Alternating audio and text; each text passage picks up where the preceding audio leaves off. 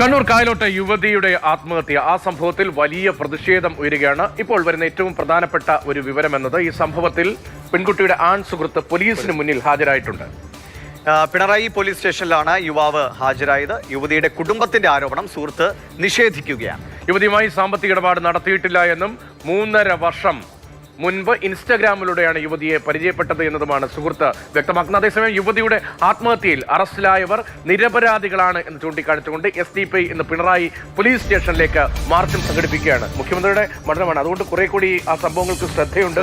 CPM നേതൃത്വം വളരെ കരുതലോടുകൂടിയാണ് ഇടപെടുന്നത്. ഇന്നലെ PK ശ്രീമതി ഉൾപ്പെടെയുള്ളവരുടെ ഭാഗത്തുനിന്നും വനിതാ കമ്മീഷൻ അധ്യക്ഷയുടെ ഭാഗത്തുനിന്നും ഒക്കെ ഗൗരവത്തിൽ ഇടപെടലുണ്ടാകും, നടപടി ഉണ്ടാകും എന്ന പ്രതികരണങ്ങളൊക്കെ വന്നിരുന്നു. സദാചാര വിചാരണയ്ക്കെതിരെ പമ്പായിൽ DYFIയും ജനാധിപത്യ മഹിളാ അസോസിയേഷനും ജനസദസ് സംഘടിപ്പിക്കാനും തീരുമാനിച്ചിട്ടുണ്ട്. ഫെലിക്സ് പുളിക്കൽ വിവരങ്ങളുമായി കണ്ണൂരിൽ നിന്ന് നമുക്കൊപ്പം ചേരുന്നു. ഫെലിക്സെ, വളരെ സങ്കീർണമായ ഒരു വിഷയമായി നിൽക്കുന്നു. ഇന്നലെ പല പ്രതികരണങ്ങൾ നമ്മൾ കണ്ടതാണ്. കുടുംബത്തിന്റെ, അതായത് ഒറ്റയടിക്ക് ഈ കുറ്റാരോപിതരെ മുഴുവൻ അവർ നിരപരാധികളാണ് എന്ന് കുടുംബം വാദിക്കുന്നു. യുവാവിനെതിരെ കുടുംബം ആരോപണം ഉന്നയിക്കുന്നു. പക്ഷെ പോലീസ് അത് തള്ളിക്കളയാണ്. കാരണം ആത്മഹത്യാക്കുറിപ്പിൽ ആ യുവാവിനെതിരായി ഒരു കാര്യം പോലും സൂചിപ്പിക്കുന്നില്ല. ഇപ്പോൾ യുവാവ് പോലീസ് സ്റ്റേഷനിൽ ഹാജരാവുകയും ചെയ്തിട്ടുണ്ട്. എന്തൊക്കെ കാര്യങ്ങളാണ് യുവാവ് പോലീസിനോട് വിശദീകരിക്കുന്നത്? പോലീസ് അയാളുടെ മൊഴിയെടുത്തോ? എന്തൊക്കെ നടപടികൾ ഇപ്പോൾ ഈ കേസുമായി ബന്ധപ്പെട്ട് മുന്നോട്ട് പോകും?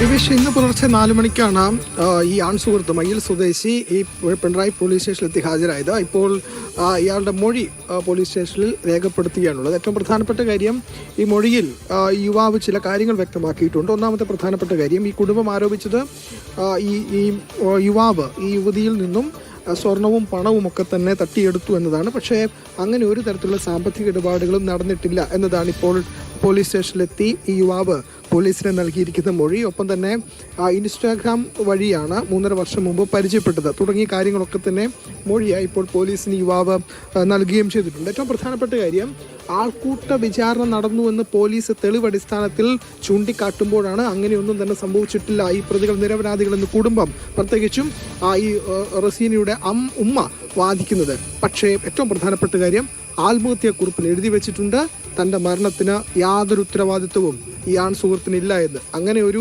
കൃത്യമായി എഴുതി വെച്ച ഒരു സംഭവത്തിലാണ് ആൺ സുഹൃത്തിനെ ഈ കുടുംബവും ഒപ്പം തന്നെ മറ്റുള്ളവരും കുറ്റപ്പെടുത്തുന്നത്. അതുകൊണ്ട് കൃത്യമായി ഈ കാര്യത്തിൽ അന്വേഷണം ശരിയായ ദിശയിൽ പോകുന്നു എന്ന് പോലീസ് വ്യക്തമാക്കുകയും ചെയ്യുന്നുണ്ട്. ഇപ്പോൾ പിണറായി പോലീസ് സ്റ്റേഷനിലാണ് ഈ യുവാവുള്ളത്. ഒപ്പം തന്നെ ഇവിടേക്ക് SDP മാർച്ചുണ്ട്. 3 പ്രതികളാണ് ഉള്ളത്. 3 പേരും SDP പ്രവർത്തകരാണ്. അപ്പോൾ അതുകൊണ്ട് നിരപരാധികളെയാണ് തങ്ങൾ പ്രതികളാക്കിയത് എന്ന് ആരോപിച്ചുകൊണ്ട് ഇപ്പോൾ തലശ്ശേരി ASP ആണ് ഇപ്പോൾ ഇവിടേക്ക് പോകുന്നത്. തലശ്ശേരി ASPക്കാണ് അന്വേഷണ ചുമതല. അദ്ദേഹം ഇപ്പോൾ പിണറായി പോലീസ് സ്റ്റേഷനിലേക്ക് എത്തിയിട്ടുണ്ട്. അല്പസമയത്തിനകം SDP മാർച്ചും ഇവിടേക്ക് എത്തും. വലിയ പ്രതിഷേധമാണ് SDP ഭാഗത്തുനിന്നും ഏതായാലും ഉണ്ടാകുന്നത്.